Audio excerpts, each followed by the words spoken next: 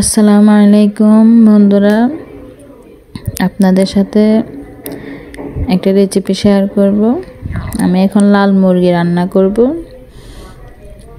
Cock মুরগি বলে অনেকে লাল মুরগি বলে।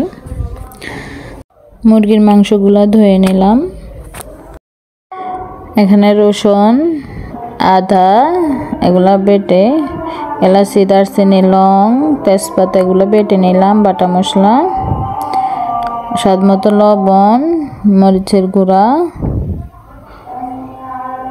জিরা ধনিয়ার গুঁড়া, 2 টেবিল চামচ হলুদ গুঁড়া,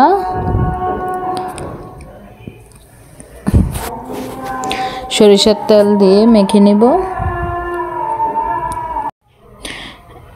ভালো করে মেখে নেবেন। মেখে নেওয়ার পরে 5 মিনিট ঢাকনা দিয়ে ঢেকে রেখে দেবেন। দেখবেন যত মাখবেন তত টেস্টটা অন্যরকম হবে। আমি প্রেসার কুকারে বসাবো।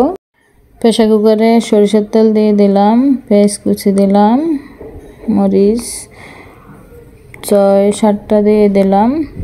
এগুলো একটু নেড়ে নেব, একটু হালকা ভেজে নেব। ভেজে নেওয়ার পর টমেটো কয়েক টুকরা দিয়ে দিলাম। টমেটো ভেজে এখন ওই মাংসগুলো দিয়ে দেব। মাংস দিয়ে একটু নেড়ে ছেড়ে নেব। এগুলোর সাথে ভেজে নেব, একটু তেলের সাথে ভেজে পানি দিয়ে দেব। পানি দিয়ে ঢাকনা দিয়ে ঢেকে দেব। সিটি 5-6টা আসলে ঢাকনা খুলে দেখবেন মাংস হয়ে গেছে।